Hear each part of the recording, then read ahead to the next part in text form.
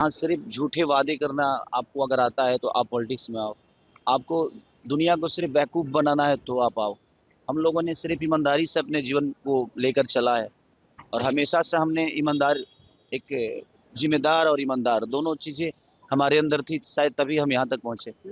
और हार का कारण देखिए, अब बिहार की जनता को बदलाव ही नहीं चाहिए, बिहार की जनता को बेहतर कुछ नहीं चाहिए।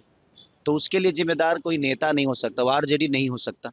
बल्कि मुझे लगता है कि वो ज़िम्मेदारी कहीं न कहीं पब्लिक को उठानी पड़ेगी कि अगर उसको बेहतर बिहार चाहिए, उनको बेहतर बिहार अगर दिख रहा है तो सही है, बेहतर बिहार मुझे लगता है कि मैं बेहतर हूँ और मैं बेहतर अपने जीवन में अपने बच्चों के लिए कर रहा हूँ। अगर बिहार के लोगों को भी अपने बच्चों के बेहतर के लिए करना है, तो उनको बेहतर विकल्प के साथ ही जाना पड़ेगा। अगर वो नहीं जाना चाहते हैं, उनको लगता है कि हमारे लिए यही सरकार बेहतर है, तो भाई उनका अपना चुनाव है, उनकी अपनी सोच है। उसके लिए ना हम दोषी हैं और ना कोई सरकार दोषी है। तो बिहार के लोगों को सोचना पड़ेगा जो उनके जीवन में उनके बच्चों के भविष्य के लिए कौन बेहतर सोच सकता है। लैंड जाओ मामले में लालू प्रसाद यादव के परिवार को आरोपित तय किया है। तेज प्रताप ने कहा है कि हम लड़ेंगे। बिल्कुल लड़ना चाहिए। मुझे लगता है ना कि जिस उम्र से वो गुजर रहे हैं, उस उम्र में ऐसी चीज़ें उनके साथ नहीं होनी चाहिए। और जहाँ तक बात है कि उन्होंने बिहार को क्या दिया है, तो आप जाकर गाँव में पूछिए कि लालू प्रसाद यादव जी ने बिहार को दिया क्या है?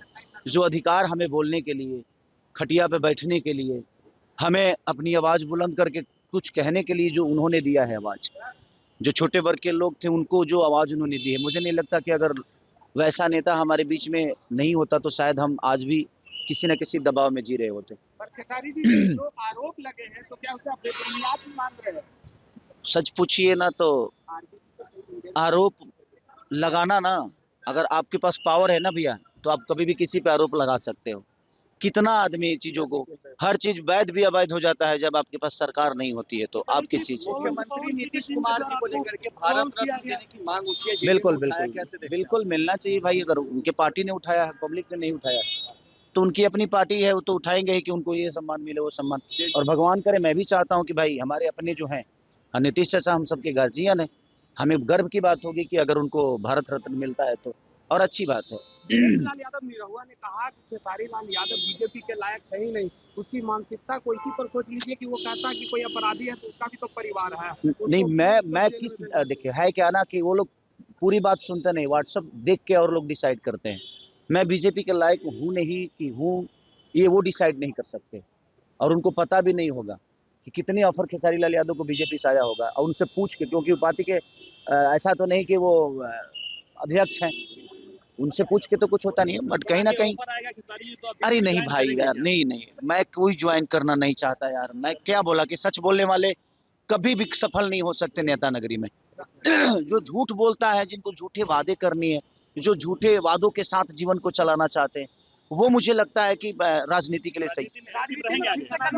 देखिए कल पता नहीं यार, मैं निरहुआ ने कहा था कि चुनाव हारने के बाद खेसारी से हार जाएंगे, तो कहीं ना कहीं अरे भाई सच, अब तो क्या कर, मैं छपरा में रहूं, मेरा काम छपरा में है। इन लोगों ने फिल्म सिटी बना रखी है क्या बिहार में? मेरा काम तो बम्बई में है ना भाई। तो मैं मुंबई जाऊंगा तभी तो दो रोटी कमा पाऊंगा। ये तो रोजगार दिए नहीं और खाली भाग जाएगा भाग जाएगा, तो कहाँ जाऊं? छपरा में दे दो यार, फिल्म सिटी दे दो, क्योंकि मैं संगीत के बिना रह नहीं सकता। मेरे सोच में छपरा को बेहतर बनाना है, तो छपरा में रह के बेहतर नहीं बना सकता मैं कहीं कमाऊंगा तभी छपरा के लोगों का मदद कर पाऊंगा, और कमाने के लिए इन्होंने मेरे को फिल्म सिटी तो दिया नहीं, कोई चीजें तो दी नहीं यहाँ पे। तो मेरा सारा काम तो मुंबई में है, तो मैं वहीं जाके काम कर पाऊंगा, और मेरे बीवी बच्चे भी मुंबई में रहते हैं। तो भाई अब उनको भी, उनके बीवी बच्चों से उनको लेना देना तो है नहीं, बट मेरे बीवी बच्चों से तो मुझे लेना देना है ना भाई। मेरा फैमिली है और मैं फैमिली को बहुत प्यार करता हूँ, तो मुझे मुंबई तो जाना पड़ेगा, क्योंकि मेरे पास फैमिली है, और जिसके पास फैमिली है तो फैमिली के पास जाएगा ना वो। आप महिलाओं का हमेशा सम्मान करते रहे हैं, लेकिन पवन सिंह जो है भाई ये उनका जीने का तरीका है। अब देखिए, वो महिलाओं का सम्मान करते हैं? आप बताओ, आप बताओ, करते हैं वो? नहीं करते ना। उसके बावजूद भी बीजेपी उनको सिक्योरिटी देकर बैठा है ना।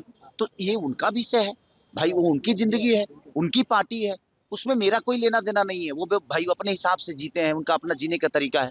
मैं अपने हिसाब से जीता हूँ, मुझे पता है कौन क्या है, तो उसके लिए धन्यवाद, थैंक यू। सारी 20 बीघा जमीन आपने दिया लेकिन इसका जवाब नहीं दिया गया है। हाँ, आपने 20 बीघा जमीन दान किया है लेकिन इसका जवाब कोई नहीं दे पाए बीजेपी के लोग। कोई नहीं दे पाएगा क्योंकि किसी की कोई देना चाहता भी नहीं है। करें और कमेंट जरूर करें। फिर मिलते हैं अगले वीडियो में, तब तक के लिए बाय।